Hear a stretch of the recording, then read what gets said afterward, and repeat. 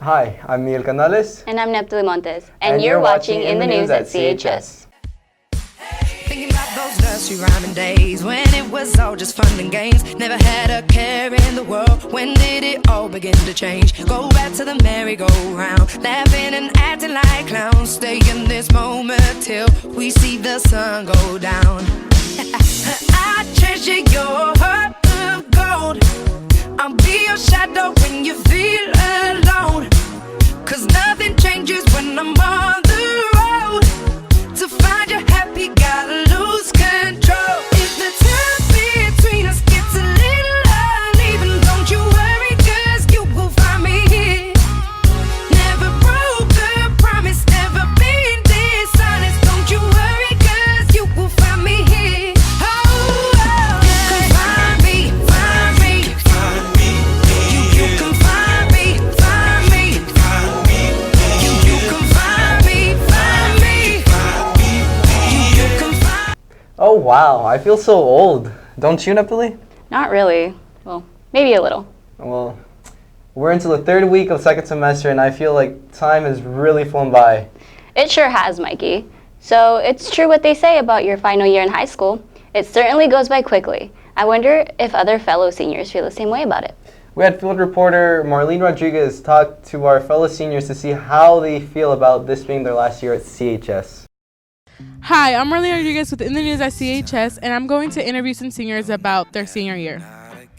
I'm here with Jessica Romero. So, Jessica, how does it feel to be a senior? I don't know. Everything feels kind of rushed, and everything's coming at me too fast. But it's nice, I guess, because I don't know. You're a senior, and you get to do all these things, and yeah. And now I'm here with Jimmy Juarez. So, Jimmy, what's the funnest part about being a senior? Probably just knowing that we're going to be out of here, after 4 long years. It's been a long time, but that's probably the best thing, knowing that we're going to be out of here soon. So now I'm here with Karina Duran. So, Karina, how does it feel this being your last year, your senior year? It's really sad that it's going to all come to an end in a couple months. Okay, and what's the worst part about being a senior? Paying for everything, like grad night payments and paying for a cap and gown and everything else. Okay, thank you. So, Yash, what has been the funnest thing you've done this senior year? So far, I'm probably playing basketball because that's really what I love to do. And just hanging out with my friends like the one back there, going to lunch every day. And my boy Jimmy right here, it's my man, this is my center right here. My other two mans, they in the car, but hey, catch us today in the basketball game if we want to turn up. Okay, thank you. Thanks, Marlene. So as for you seniors, make more memories with your friends and make them last and worth remembering. Speaking of memories, this year's Winter Homecoming Court was certainly a swell bunch of nominees. Indeed they were. Let's head over to Idalia Cruz, who interviewed the Prince and Princess and the Queen and King of 2017 Winter Homecoming.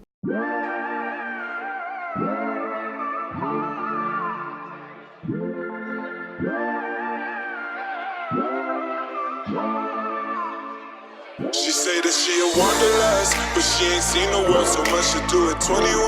You feel invincible, so hard to find someone to trust. She's still a daddy's girl, she wanna be an actress and a singer like Selena. And she a movie buff, but she ain't seen Breakfast at Tiffany's or Breakfast Club. That's just before her time, so hard to keep a conversation when your mind's on vacation. You got pretty green eyes, I can see them dollar signs, girl. Oh yeah, I heard that you addicted to them sands now, girl. Go ahead with your sleepy ass. Go ahead. Shawty, give me a reason. You know that I'm leaving. Give me a reason. You know that I'm leaving. I know how to please you, and I stay in the freezer. It's all that you need, you baby.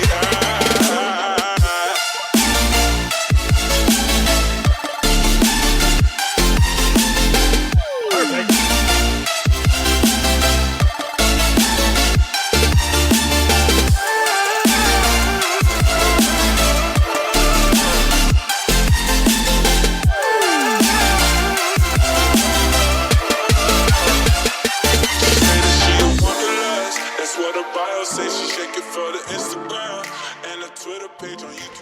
Hi, I'm Idalia Cruz here with In the News at CHS, talking to Princess winner Brooke Oxborough and Prince winner Devin Hernandez. So Brooke, how do you feel? I'm really excited. I really didn't expect to win, so it's like a really good feeling. What are your plans for tonight? I have to cheer after this, and then I'm going to go to the dance and just have a good time with my friends. Okay. And what about you? Who are you going with to formal? I'm going with my date, Kelsey. And what are your plans for after the event? We're going to Danny's afterwards and just have fun. Congratulations to both of you guys. And now I'm here with King winner Ivan Ayala and Queen winner Azucena Ramirez. So Ivan, can you tell us, how do you feel about all this? It feels good. I didn't really expect to win this, but I won, and I can't explain how it feels. Okay, and what was your most favorite part about this whole experience?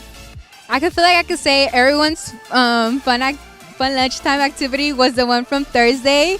So yeah, that one was really fun, just rubbing and licking off that Nutella. And what are your plans for tonight? For tonight, I plan on attending the dance with my boyfriend Sebastian and probably just going to Denny's and having the time of our lives. Okay, thank you. I'm back to you guys at the studio. Thanks, Dalia. As that event was a joyous one and well received by many in the political world, President Donald Trump's inauguration was last Friday. Many turned out for the event to show their support for our new president, while others who were upset and discontent showed up to protest against the president. That is correct. Polly Smith walked around campus to get a general vibe of how some students feel about the event. Hi, I'm Polly Smith with In the News at CHS, and I just wanted to tell you about a few political things.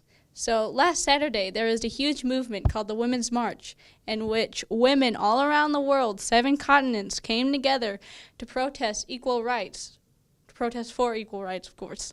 And I got a chance to talk to 2 people who were at those marches, senior Nicole Cazada, who went to a march in Fresno, and graduate Lily Garcia, who went to a rally at our state capital, Sacramento. Enjoy. I'm here with Nicole Cazada. So, Nicole, where did you go to participate in the march? I went to River Park in Fresno, California, which is it was at the corner of Blackstone and Nees. Mm-hmm. And who did you go with? I went with my sister, Cynthia, and we later met up with some of her friends there at the march. Okay. What was the experience like? It was definitely very enlightening. It was very empowering. And it was such an honor to walk along men, women, and other identities there who were there for their cause. It was very, very, it was awesome. Why do you think this movement occurred, and why is it important? Well, generally I think there's always been this feeling from women and this divide between women and men and equality, but I definitely feel like the president-elect, or now our president, with the rhetoric that he used in his campaign, I feel like it led to this catharsis, especially right after his inauguration. And I think it's important because you get to exercise your amendment right to protest, and it's important to stand up for what you believe in, and it's definitely important to meet other people who believe the same thing as you do and go out and express your grievances and your frustration. Definitely. Would you do something like this again? Oh, yeah, definitely. Would you encourage others to participate? Yeah, it's definitely a very fun experience. If you've never been to a protest, I would prepare myself. But it's fun, it's educational, it's very eye-opening. And, yeah, definitely go out there and stand up for what you believe in. Thank you so much, Nicole. You're welcome. Have a great day. I'm here with Lily Garcia talking about the Women's March. So, Lily, where did you participate in the march? I went to the march in front of the California State Capitol building here in Sacramento. And did you go with anyone? No, I went alone, but I made a lot of friends. Okay, and what was the environment like there at the march? It was really, empowering and, strong and supportive. Everyone there was there for the same reason. It was just really, really nice, and it felt like you connected with everyone there. Okay. And what makes, what did you take away from this experience?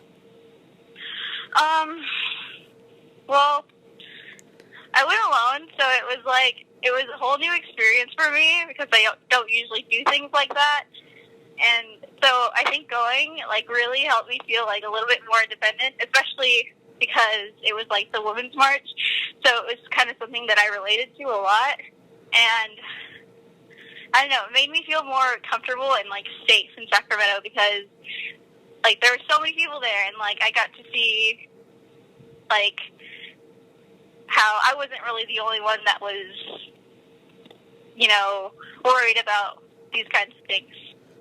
Okay, and in your opinion, what makes this march so historic? Well, just what it stands for, and women's rights, LGBT rights, minority rights, stuff like that. But also, I read yesterday, I read about how it turned out to be the biggest march our biggest protest that the U.S. has seen. I think more than 2 million people participated in it, and that's not even just in the U.S. That's all over the world. Well, yeah.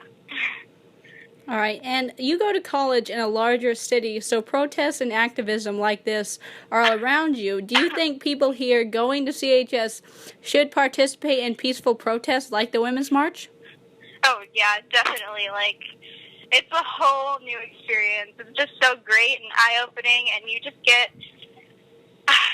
so much information from it. It's just so great, and it really is completely different from what you see in Kalinga. So it really is something that you should definitely look into doing because it really, really, really broadens your horizons, I guess you could say. And last thing, what was your favorite part of the march? Your favorite memory? Anything? I think my favorite part was seeing how many families that there were and how many little kids there were and how these families were raising their children to treat everyone equally, and that made me really, really happy because I didn't think that there were many people like that, but there were so many families and little girls with signs protesting. It just made me the happiest person ever. All right, that's great. Thank you so much for giving us your time, Lily. No problem. All right, have a great day. Thanks. It was great to hear your opinion. Now I'm going to go out and talk to a few kids about how they feel about this year's inauguration of Donald Trump. Hi, I'm Polly Smith within the news at CHS, here talking to Viri Navarro. So, did you watch the inauguration today? Yes, I did. All right, how did you feel about his speech? In my opinion, I thought that it was just an act to try to get us to respect him, but I think it's just too late for that. And now I'm here with Abraham Baez. So, Abe, how did you feel about the inauguration today? I was extremely happy, actually. There's no way I wanted Hillary Clinton to win. Not to offend anyone else, but I'm really glad he won, and I'm looking forward to what he has in store for our country. And if I can also ask, what really pushed you towards him most? That you knew that you wanted him to be our next president? For me, it really felt like he's a new face. He's not a career politician. This is his first time doing a big campaign for him. So for me, it was just a defeat against the system, the corporate government. So I'm really happy that he won. And now I'm here with Messias Perez. Now, do you support Trump? Yeah, I guess. And are you happy that he's president now? Yeah. Now I'm here with Jenna Gagne. So how do you feel about Trump getting inaugurated today? I think it's good because I think he's going to be a good president because he wants to close open borders and he wants to make America great again. And now I'm here with Chris Vega and Jennifer Gomez. So Jennifer, did you watch the inauguration today? I did, but then I didn't. You watched the inauguration? Yes, I did actually. How did you feel about it? How his speech, the way he talked? His speech was not very powerful. I felt like he was more focused on his own interests more than anyone else's interest. And how do either of you feel about his policies? Not good at all, actually. I'm just Some of them are good. Some. no. what is your favorite policy from him? Okay, what is something that he has said and you think, yes, I agree with that totally, fully, that's good, that's what I want? Making America great again. Your case? Because that was pretty weak. I feel like you could beat that real quick. No, just nothing. Like, we just need to get rid of Trump already. This is going to turn into a PSA for me. Don't talk about politics if you can't talk about politics. If you don't know what you're saying for him or against him, then don't talk about it at all. Thank you. Thank you so much for watching. And no matter how you feel about politics or the inauguration or anything, or the Women's March, just know that it's our right to do peaceful protests. And no matter what it is about, as long as it's peaceful, it's a great time in our history that we are showing that we care and we have come together as one. So thank you very much for watching. Back to you guys at the studio. Thanks, Polly. And now let's head over to Fernando Silva for this week's Horned Toad Highlights.